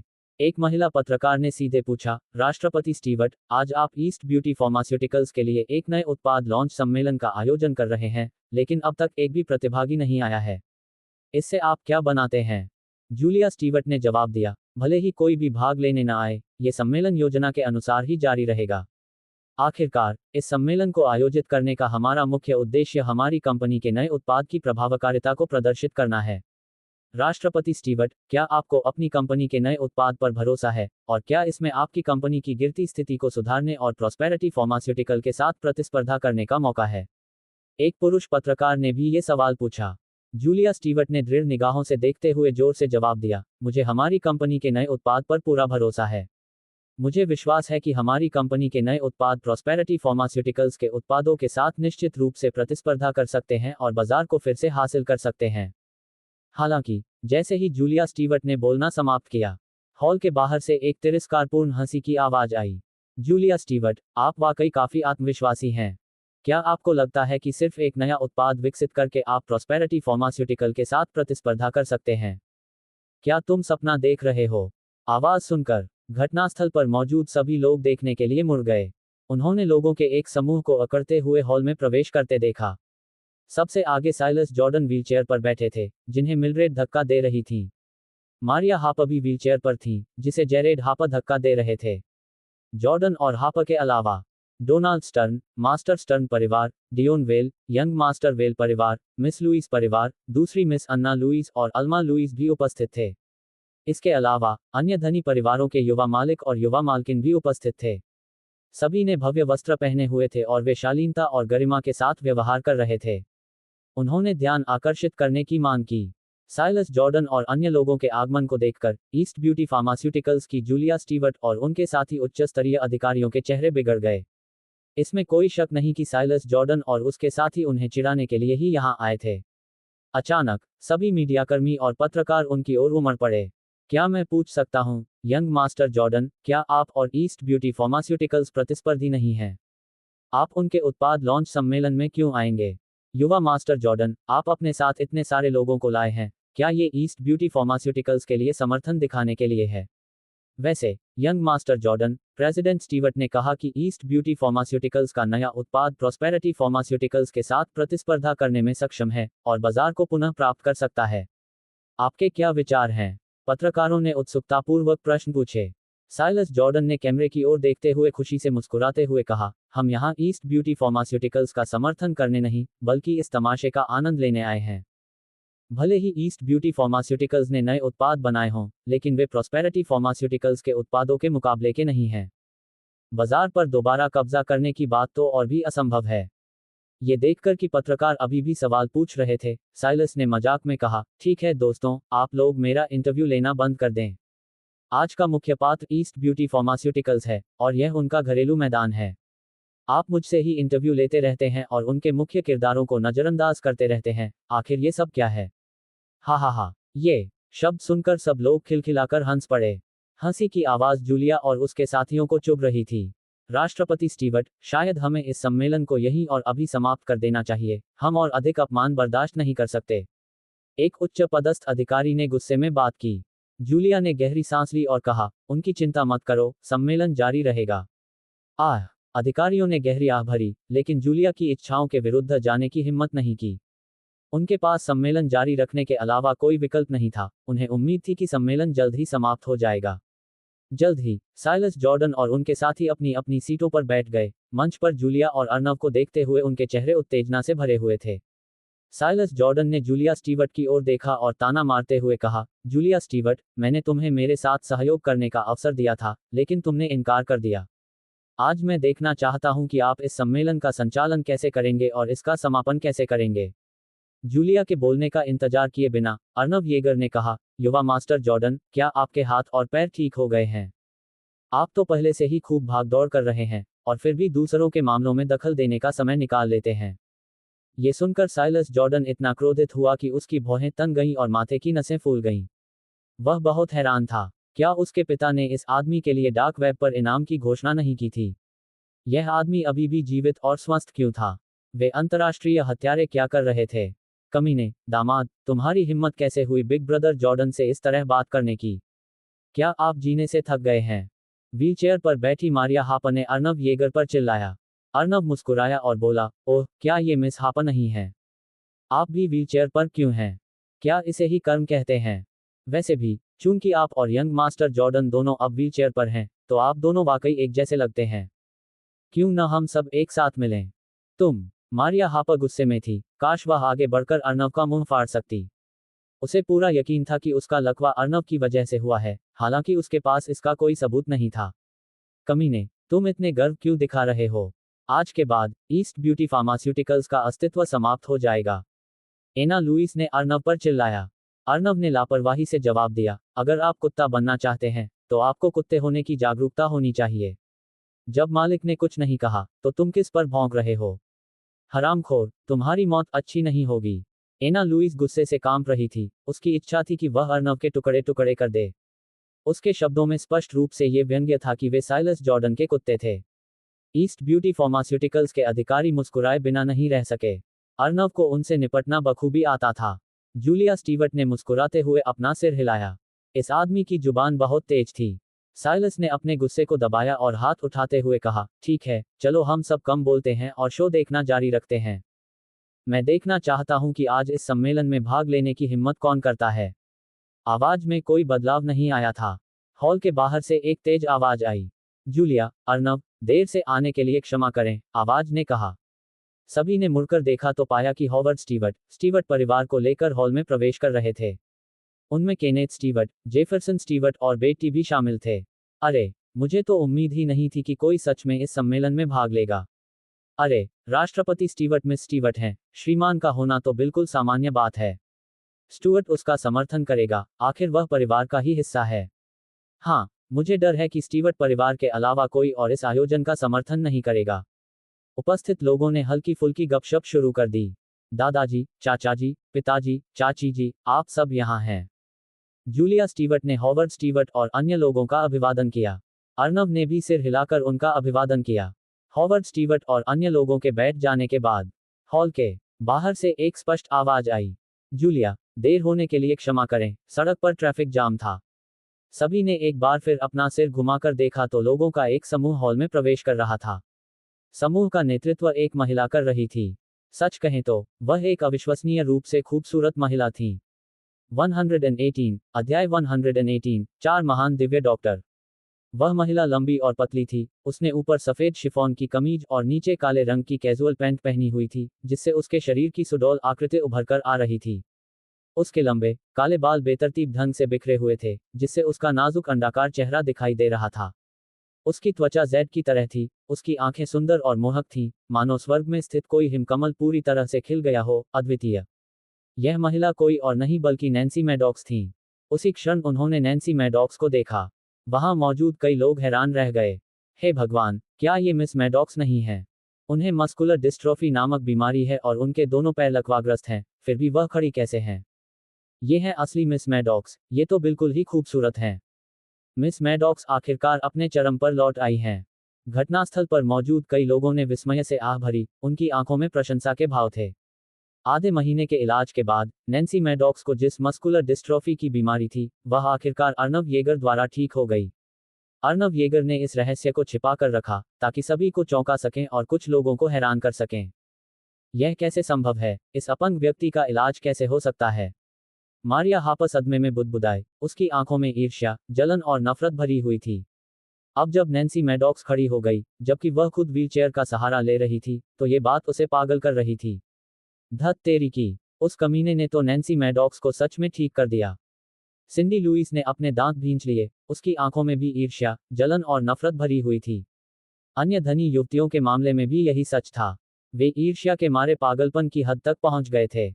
डोनाल्ड स्टर्न, जिन्होंने एक बार मैडॉक्स परिवार को शादी का प्रस्ताव दिया था लेकिन बाद में मुकर गए थे, ने नैन्सी मैडॉक्स की ओर देखा। उनकी आंखों में भी प्रशंसा के भाव थे। उन्हें हमेशा लगता था कि यह महिला पहले से कहीं अधिक आकर्षक है। लेकिन इससे कोई फर्क नहीं पड़ता था। मैडॉक्स परिवार को एक एक करके हराने के बाद इस महिला को उसके सामने झुकना ही पड़ेगा। जूलिया स्टीवर्ट ने हल्की सी मुस्कान के साथ कहा, मॉरिस, तुम इतनी खूबसूरत हो कि मुझे खुद में हीन महसूस होता है। बिल्कुल नहीं, नैन्सी मैडॉक्स ने धीरे से मुस्कुराते हुए कहा, ये सब श्रीमान की बदौलत है। येगर, नहीं तो मुझे जीवन में दूसरा मौका नहीं मिलता। बोलते हुए नैन्सी मैडॉक्स ने अर्नव येगर की ओर झुककर कहा, श्रीमान येगर, धन्यवाद। सर मैडॉक्स, निक मैडॉक्स, जोर से हंसे और बोले, लायनल, हमारे पूरे मैडॉक्स परिवार की ओर से, मैं मॉरिस को ठीक करने के लिए आपका धन्यवाद करता हूं। अब से आपको जिस भी तरह की मदद की जरूरत हो, बस मुझसे पूछिएगा। हम, मैडॉक्स परिवार, निश्चित रूप से मदद करेंगे। अर्नव येगर ने हल्की सी मुस्कान के साथ कहा, मॉरिस, सर मैडॉक्स, हम सब यहाँ एक परिवार की तरह हैं, इसलिए बहुत औपचारिक होने की चिंता न करें। सभी लोग कृपया बैठ जाएं। थोड़ी देर में मैडॉक्स परिवार के सभी सदस्यों ने बैठने के लिए जगह ढूंढ ली और बैठ गए। जूलिया स्टीवर्ट, भले ही मैडॉक्स परिवार आपका समर्थन करे, तो क्या फर्क पड़ता है? अन्य कंपनियों के मालिकों के समर्थन के बिना आपका सम्मेलन अभी भी हंसी का पात्र बना रहेगा। किसने कहा कि कोई और बॉस नहीं आ रहे हैं? क्या मैं सॉयली बॉस नहीं माना जाता? क्या मैं बोरिस कैहिल बॉस नहीं माना जाता? इसी समय सूट पहने दो अधेड़ उम्र के पुरुष अंदर दाखिल हुए। वे वर्ल्ड ट्रेडिंग से सॉयली और ट्रेजर फॉरेस्ट हर्ब से बोरिस कैहिल थे। जैसे ही वे हॉल में दाखिल हुए, सॉयली ने खुशी से कहा, राष्ट्रपति स्टीवर्ट, हम आपको इस नए उत्पाद लॉन्च सम्मेलन में हर सफलता की कामना करते हैं। बोरिस कैहिल ने यह भी कहा, राष्ट्रपति स्टीवर्ट, चाहे दूसरे इसे कैसे भी देखें, ली और मैं ईस्ट ब्यूटी फार्मास्यूटिकल्स के साथ मजबूती से खड़े रहेंगे। धन्यवाद, निदेशक ली, धन्यवाद, अध्यक्ष कैहिल। जूलिया स्टीवर्ट भावुक हो गईं और उन्होंने आभार व्यक्त किया। अर्नव येगर ने भी मुस्कुराते हुए दोनों पुरुषों को सिर हिलाकर अभिवादन किया। मनुष्य का असली चरित्र सबसे नाजुक क्षणों में ही सबसे अच्छी तरह प्रकट होता है। ये दोनों आदमी बहुत अच्छे थे।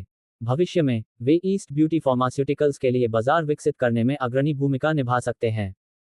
साइलस जॉर्डन ने सॉयली और बोरिस कैहिल की ओर देखते हुए गहरी आवाज में कहा, सॉयली, बोरिस कैहिल, क्या आप वाकई ईस्ट ब्यूटी फार्मास्यूटिकल्स का साथ देना चाहते हैं और प्रॉस्पेरिटी फार्मास्यूटिकल के दुश्मन बनना चाहते हैं? आपको इस तरह के निर्णय के परिणामों पर अच्छी तरह विचार करना चाहिए। किसी के लिए भी। साइलस जॉर्डन के शब्द स्पष्ट रूप से सॉयली और बोरिस कैहिल के खिलाफ एक धमकी थे। बड़ी मुश्किल से अपनी बात कहते हुए सॉयली ने कहा, युवा मास्टर जॉर्डन, हम कहाँ खड़े होते हैं ये हमारी पसंद है, आपको इसमें दखल देने का कोई अधिकार नहीं है। बिल्कुल। बोरिस कैहिल ने बीच में दखल देते हुए अपनी गर्दन झुकाई और कहा, रिवर सिटी में सब कुछ आपके द्वारा तय नहीं किया जाता है। वाह, आपने सही कहा, रिवर सिटी पर सिर्फ जॉर्डन परिवार का ही शासन नहीं है। हम में से कई बुजुर्ग लोग भी ईस्ट ब्यूटी फार्मास्यूटिकल्स का साथ देंगे। क्या इसका मतलब यह है कि आपका जॉर्डन परिवार भी हमें दुश्मन मानेगा?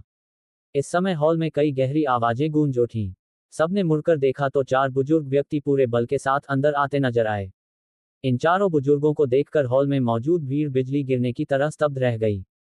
हे भगवान, doctor Holman, divine doctor Clancy, doctor Hans और डिवाइन डॉक्टर स्टील यहाँ क्यों हैं? क्या ऐसा हो सकता है कि ये चारों दिव्य चिकित्सक भी ईस्ट ब्यूटी फार्मास्यूटिकल्स का समर्थन करने आए हों? ईस्ट ब्यूटी फार्मास्यूटिकल्स ने वाकई में एक प्रभावशाली सूची तैयार की है, क्योंकि उन्होंने अपने सम्मेलन में चारों डिवाइन डॉक्टर्स को आमंत्रित किया है। आश्चर्य भरी आहों और विस्मयबोध की गूंज सुनाई दी। वास्तव में, ये चारों वृद्ध व्यक्ति रिवर सिटी के 4 महान दिव्य चिकित्सक थे। दिव्य सुई राजा, जॉन होलमैन। सौ जड़ी बूटियों का राजा, सिरिल क्लैंसी। हड्डी जोड़ने वाले राजा, जोसेफ हैंस। रहस्यमयी चिकित्सा के बादशाह, वर्नोन स्टील। जॉन होलमैन और अन्य लोगों के आने के साथ ही साइलस जॉर्डन और अन्य लोगों के चेहरे उदास हो गए। उन्हें इन चारों के आने की उम्मीद नहीं थी। नदी नगरी के 4 महान दिव्य डॉक्टर होने के नाते वे सभी उच्च सम्मान रखते थे और गतिविधियों में शायद ही कभी भाग लेते थे। रिवर सिटी के प्रतिष्ठित परिवार भी उनमें से एक को भी मुश्किल से आमंत्रित कर पाते थे, चारों को आमंत्रित करना तो दूर की बात है। स्टीवर्ट और मैडॉक्स परिवार के सदस्य समान रूप से स्तब्ध थे। Doctor Holman, divine doctor Clancy, doctor Hans, divine doctor Steel, आप सभी को देखकर खुशी हुई। स्टीवर्ट और मैडॉक्स परिवार के सदस्य खड़े हुए और बारी बारी से उनका अभिवादन किया। जॉन होलमैन और अन्य लोगों ने बस सिर हिलाया और फिर अपनी नजरें अर्नव येगर की ओर घुमा लीं। मास्टर, आपने हम जैसे बुरे लोगों को दरकिनार कर दिया है। आपके नए उत्पाद लॉन्च सम्मेलन के लिए एक सूचना कॉल भी आ जाती तो अच्छा होता। बिल्कुल सही, हम जैसे बुरे लोग निश्चित रूप से आकर आपके कार्यक्रम को और भी शानदार बना सकते हैं। मास्टर, मैंने सुना है कि ईस्ट ब्यूटी फार्मास्यूटिकल्स के नए उत्पाद का गुप्त नुस्खा आपने ही दिया था। मैं इस उत्पाद के प्रभावों को देखने के लिए बेताब हूँ।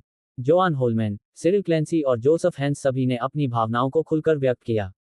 डॉक्टर येगर, यह आपके लिए उचित नहीं है। आपने उन तीनों को प्रशिक्षु के रूप में लिया है, तो मुझे क्यों नहीं? चाहे कुछ भी हो जाए, आपको आज ही मेरी प्रशिक्षुता स्वीकार करनी होगी, अन्यथा मैं नहीं जाऊंगा। वर्नोन स्टील के चेहरे पर दुख और निराशा के भाव साफ झलक रहे थे।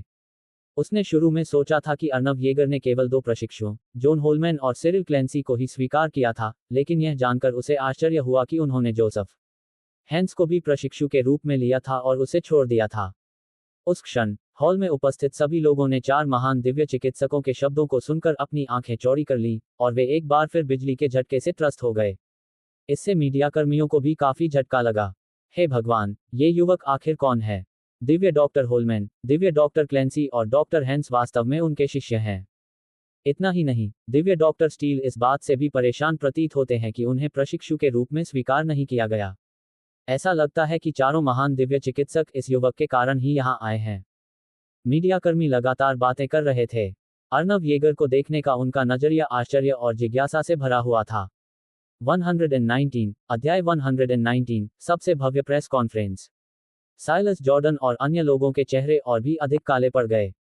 अगर सिर्फ स्टीवर्ट परिवार, मैडॉक्स परिवार, सॉयली और बोरिस कैहिल ही समर्थन देने आते तो बात कुछ और होती।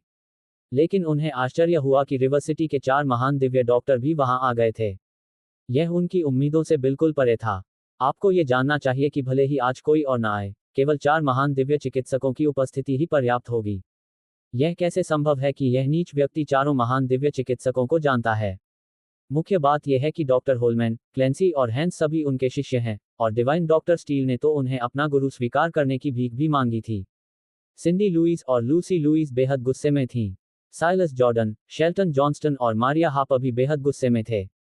उन्होंने आज ईस्ट ब्यूटी फार्मास्यूटिकल्स का मजाक उड़ाने की योजना बनाई थी, लेकिन अब ऐसा लगता है कि वे खुद हंसी का पात्र बन गए हैं। निक मैडॉक्स ने आह भरते हुए कहा, ओह हॉवर्ड, मुझे उम्मीद नहीं थी कि आपका दामाद इतना काबिल होगा। उनका चारों महान दिव्य चिकित्सकों के साथ इतना घनिष्ठ संबंध है। मुझे तुमसे बहुत ईर्ष्या हो रही है। हॉवर्ड स्टीवर्ट ने हंसते हुए कहा, मुझे भी नहीं पता था कि मुलेन कब डॉक्टर होलमैन और अन्य लोगों के दोस्त बन गए थे। वह वाकई मेरे स्टीवर्ट परिवार का दामाद बनने के योग्य है। बहुत अच्छा, वाकई बहुत अच्छा। अब तो वह 10 साल पहले के उस बूढ़े ताओवादी की बातों पर पूरी तरह विश्वास करने लगा है। सौभाग्यवश उन्होंने अपनी पोती की सगाई मुलेन से करवा दी। उन्होंने जो फैसला लिया वह बहुत ही बुद्धिमानी भरा था। शायद मुलेन के नेतृत्व में स्टीवर्ट परिवार भविष्य में खूब तरक्की करेगा और ईस्ट नेशन के शीर्ष परिवारों में शामिल हो जाएगा। मुलन अचंभित रह गया। उन्हें कभी उम्मीद नहीं थी कि जॉन होलमैन और अन्य लोग आएंगे। उन्होंने हाथ से इशारा करते हुए कहा, चूंकि आप चारों यहाँ हैं, कृपया बैठ जाइए। जोआन होलमैन, सिरिल क्लेंसी और जोसेफ हैंस बैठ गए। हालांकि वर्नोन स्टील नहीं बैठे। इसके बजाय उन्होंने गुस्से में कहा, श्रीमान येगर, आपको आज ही मुझे जवाब देना होगा। क्या आप मुझे अपना शिष्य स्वीकार करेंगे? मुलन ने मुस्कुराते हुए कहा, हाँ हाँ हाँ, आप सभी मेरा समर्थन करने आए हैं। अगर मैं तुम्हें स्वीकार नहीं करता तो ये बहुत ही अनुचित होगा। वास्तव में वर्नोन स्टील तुरंत उत्साहित हो गया। वास्तव में मुलन ने सिर हिलाया। वर्नोन स्टील हंसा, फिर मुलेन को प्रणाम करते हुए बोला, गुरुजी, कृपया अपने शिष्य का प्रणाम स्वीकार करें। अभिवादन के बाद वर्नोन स्टील संतुष्ट होकर बैठ गया। ठीक उसी समय जब सभी को लगा कि यही एकमात्र आगंतुक थे, अचानक हॉल के बाहर से एक और जोरदार हंसी की आवाज आई। डॉक्टर येगर, आप बहुत ही तरकीन हैं। आपने प्रेस कॉन्फ्रेंस करते समय हमें सूचित क्यों नहीं किया? क्या आप हमें नीचा समझते हैं? आवाजें सुनकर सभी ने एक बार फिर मुड़कर देखा। उन्होंने देखा कि लोगों का एक और समूह हॉल में प्रवेश कर चुका है। जब उन्होंने लोगों के इस समूह को देखा, तो वहां मौजूद सभी लोग स्तब्ध और अचंभित रह गए। क्या क्या चल रहा है? क्या साउथ सिटी प्रांत के गवर्नर, रिवर सिटी औद्योगिक और वाणिज्यिक ब्यूरो और रिवर सिटी पुलिस मुख्यालय के अधिकारी भी आए हैं? हे भगवान, इस प्रेस कॉन्फ्रेंस में इतने सारे बड़े बड़े लोग मौजूद हैं, ये तो बिल्कुल अविश्वसनीय है। यह शायद रिवर सिटी के इतिहास की सबसे भव्य प्रेस कॉन्फ्रेंस होने वाली है। पत्रकार और मीडियाकर्मी सभी अचरज से चीख रहे थे, उनका सदमा शब्दों में बयां नहीं किया जा सकता था। साइलस जॉर्डन और अन्य लोग भी सदमे में थे, उनके चेहरे अनियंत्रित रूप से बदल रहे थे मानो वे सुन्न हो गए हों। ये कैसे हो सकता है? वे समर्थन करने आए ही क्यों थे? और ऐसा लगता है कि वे सब उस कमीने के लिए ही आए थे। उस कमीने को राज्यपालों के बारे में कब से पता चल गया? Cindy Lewis, Lucy Lewis, Maria Harper और अन्य लोग अपने दांत पीस रहे थे, उनके दिल अत्यधिक बेचैनी से भरे हुए थे। दरअसल इस समूह का नेतृत्व फ्लिंट लॉकवुड, बिल शीहान और नथानिएल लॉर्ड कर रहे थे। तीनों महिलाओं ने उनके ठीक पीछे पीछे चलना शुरू कर दिया था। Governor Lockwood, commissioner Sheehan, thunder leader Lord, नमस्कार। स्टीवर्ट और मैडॉक्स परिवारों के लोग, जॉन होलमैन और अन्य सभी लोग खड़े होकर उनका अभिवादन करने लगे। हालांकि साइलस जॉर्डन और अन्य लोग असहज महसूस कर रहे थे, फिर भी उन्होंने तीनों की उपेक्षा करने की हिम्मत नहीं की। उन्होंने उनका अभिवादन भी किया। Governor Lockwood, commissioner Sheehan, thunder leader Lord, आपके समर्थन के लिए धन्यवाद। जूलिया स्टीवर्ट थोड़ी हैरान रह गईं और उन्होंने जल्दी से धन्यवाद कहा। फ्लिंट लॉकवुड हंसे और बोले, राष्ट्रपति स्टीवर्ट, हमें धन्यवाद देने की कोई आवश्यकता नहीं है। ईस्ट ब्यूटी फार्मास्यूटिकल्स जैसी उत्कृष्ट कंपनी का समर्थन करना स्वाभाविक है। बिल्कुल। बिल शीहान हंसते हुए बोले, भविष्य में अगर ईस्ट ब्यूटी फार्मास्यूटिकल्स को कोई समस्या आती है तो बेझिझक मुझे बताएं। मैं इन्हें हल करने में जरूर मदद करूंगा। अगर कोई तुम्हारे घर में गड़बड़ी करने की हिम्मत करे तो मुझे बता देना। नथानिएल लॉर्ड ने भी इसमें अपना योगदान दिया। जूलिया स्टीवर्ट लगातार सिर हिलाती रहीं और बार बार उन्हें धन्यवाद देती रहीं। उन्हें पहले लगा था कि इस प्रेस कॉन्फ्रेंस में ज्यादा लोग नहीं आएंगे, लेकिन उसे इतनी बड़ी संख्या में लोगों के आने की उम्मीद नहीं थी, और वे सभी काफी प्रभावशाली लोग थे। हालांकि वह ये भी जानती थी कि ये लोग मुख्य रूप से मुलेन की वजह से ही यहाँ आए थे। मुलन, धन्यवाद। जूलिया स्टीवर्ट ने मुलेन को धन्यवाद कहते हुए धीरे से फुसफुसाया। अरे लड़की, तुम मुझे किस लिए धन्यवाद दे रही हो? मुलन ने स्नेहपूर्वक मुस्कुराते हुए फिर फ्लिंट लॉकवुड और अन्य लोगों की ओर मुड़कर कहा, आप सभी कृपया बैठ जाइए। फ्लिंट लॉकवुड और बाकी सब ने सिर हिलाया, फिर वे सब बैठ गए। बड़े भाई, क्या हमें चले जाना चाहिए? शेल्टन जॉनस्टन ने साइलस जॉर्डन से पूछा। बूढ़े साइलस, चलो चलते हैं। जेरेड हापर ने भी यही सुझाव दिया। वे मूल रूप से आज ईस्ट ब्यूटी फार्मास्यूटिकल्स को मजाक बनते देखने के उद्देश्य से आए थे, लेकिन अब ऐसा लगता है कि वे उस मजाक को समझ नहीं पाएंगे। साइलस जॉर्डन ने ठंडे स्वर में कहा, सब लोग जल्दी मत करो, थोड़ा और इंतजार करते हैं। भले ही लोग इस आयोजन का समर्थन करने आए, लेकिन अगर उनके उत्पाद अच्छे नहीं हैं, तो ये प्रेस कॉन्फ्रेंस फिर भी एक मजाक बनकर रह जाएगी। बाकी लोगों को लगा कि साइलस जॉर्डन की बात तर्कसंगत है, इसलिए उन्होंने देखना जारी रखने का फैसला किया। इस समय शेल्टन जॉनस्टन ने जूलिया स्टीवर्ट की ओर देखा और उपहास उड़ाते हुए कहा, जूलिया स्टीवर्ट, क्या ईस्ट ब्यूटी फार्मास्यूटिकल्स ने कोई नया उत्पाद विकसित नहीं किया है? क्या आप इसे थोड़ा दिखावा करके हमारी आंखें खोलना नहीं चाहते? जी हाँ, जल्दी करो और हमें अपना नया उत्पाद दिखाओ। छोटी सी बात पर इतना हंगामा मत करो, नहीं तो ये दिलचस्प होगा। सिंडी लुइस, लूसी लुइस और अन्य धनी युवतियों ने भी अपनी राय व्यक्त की। वहां मौजूद पत्रकारों और मीडियाकर्मियों ने यह भी सुझाव दिया कि जूलिया स्टीवर्ट नए उत्पाद का प्रदर्शन करें। जूलिया स्टीवर्ट ने भीड़ पर नजर डाली और शांत भाव से कहा, सभी लोग कृपया चिंता न करें, बाद में हम स्वाभाविक रूप से नए उत्पाद की प्रभावकारिता का प्रदर्शन करेंगे। अब मुझे नए उत्पाद का परिचय देने की अनुमति दें। हमारे नवविकसित उत्पाद का नाम जेड ब्यूटी फेशियल मास्क है, जो शुद्ध हर्बल औषधियों से बना है। इस मास्क के कई फायदे हैं, जैसे त्वचा को गोरा करना, रोम छिद्रों को साफ करना, मुंहासों के निशानों को हल्का करना, झुर्रियों को कम करना इत्यादि। और परिणाम देखने के लिए आपको इसे केवल 10 मिनट के लिए ही लगाना होगा, और इसके कोई दुष्प्रभाव नहीं है। जैसे ही उसने बोलना समाप्त किया, साइलस जॉर्डन और बाकी लोग तुरंत हंसने लगे। जूलिया स्टीवर्ट, इस बात पर शेखी बघारती रहो कि इसका असर सिर्फ 10 मिनट में देखा जा सकता है, ये तो बिल्कुल हास्यास्पद है। तुम जो कह रहे हो वो गाने से बेहतर लगता है, कौन जाने ये सच है या नहीं। अगर आप वाकई 10 मिनट में असर देख सकते हैं, तो मैं अपना नाम उल्टा लिखूंगा। Shelton Johnston, Maria hopper, सिंडी Louis और लूसी लुइस और अन्य धनी युवतियों को इस पर बिल्कुल भी विश्वास नहीं हुआ और उन्होंने अलग अलग तरीकों से जूलिया का मजाक उड़ाया और उसका उपहास किया। 120 अध्याय 120 अमर मुखौटा। वे सभी महिलाएं थीं जिन्होंने अनगिनत महंगे स्किनकेयर उत्पादों का इस्तेमाल किया था, इसलिए वे उनकी प्रभावशीलता को सबसे अच्छी तरह जानती थीं। यहां तक कि सबसे महंगे स्किनकेयर उत्पादों को भी परिणाम देखने के लिए कुछ समय तक इस्तेमाल करने की आवश्यकता होती है, और 10 मिनट के भीतर प्रभाव देखना असंभव था। इस समय साइलस जॉर्डन और अन्य लोगों की तो बात ही छोड़िए, जेनिस स्वान, सुसान विंसलेट और अन्य लोगों को भी लगा कि जूलिया स्टीवर्ट अतिशयोक्ति कर रही थी। यह असंभव है, बिल्कुल असंभव है। अगर यह इतना कारगर है, तो मैं उल्टा खड़ा होकर भी इसे धो लूंगा। आजकल कंपनियां अपने उत्पादों को बेचने के लिए कुछ भी कहने की हिम्मत रखती हैं। अगर यह सच है कि हमें 10 मिनट में परिणाम दिख सकते हैं, तो मैं तुरंत 100 फेस मास्क का ऑर्डर दे दूंगी। विभिन्न लाइव प्रसारण प्लेटफार्मों पर नेटिजन्स ने भी अविश्वास व्यक्त किया और स्क्रीन पर तरह तरह के व्यंग्य छा गए। जूलिया स्टीवर्ट ने हल्की सी मुस्कान के साथ कहा, चूंकि हर कोई इस पर विश्वास नहीं करता, इसलिए मैं अभी आपको हमारे जेड ब्यूटी फेशियल मास्क की प्रभावशीलता दिखाऊंगी। इसके बाद जूलिया स्टीवर्ट ने होटल में मौजूद कई वेट्रेस की ओर देखा और पूछा, क्या आप में से किसी को त्वचा संबंधी कोई समस्या है? मैडम, मेरी त्वचा थोड़ी बेजान और पीली पड़ गई है, और कई तरह के स्किनकेयर प्रोडक्ट्स का कोई असर नहीं हो रहा है। मेरे चेहरे पर हमेशा मुहासों के निशान रहते हैं, और कोई भी उत्पाद उन्हें हटा नहीं सकता। काम के दबाव और देर रात तक जागने के कारण मेरे चेहरे पर झुर्रियां और नाक होंठ के बीच की रेखाएं पड़ गई हैं।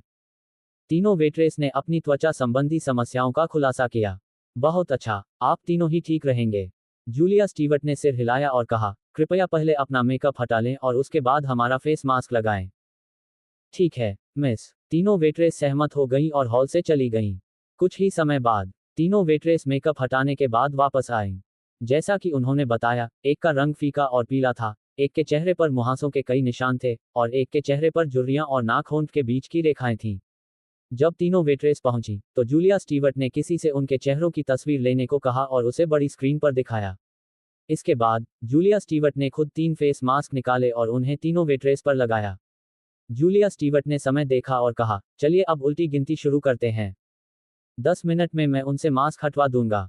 कृपया प्रतीक्षा करें और देखें। कुछ देर तक घटनास्थल पर मौजूद सभी लोग और विभिन्न लाइव प्रसारण प्लेटफार्मों पर मौजूद नेटिजन चुपचाप इंतजार करते रहे। हालांकि अधिकांश लोग अब भी संशय में थे। 10 मिनट के भीतर इसके प्रभाव देखना बिल्कुल असंभव था। शेल्टन जॉनस्टन, मारिया हापर, अन्ना लुइस और लूसी लुइस सभी उनका मजाक उड़ाने के लिए तैयार थे। समय का हर मिनट और हर सेकंड बीतता चला गया। देखते ही देखते 10 मिनट बीत गए।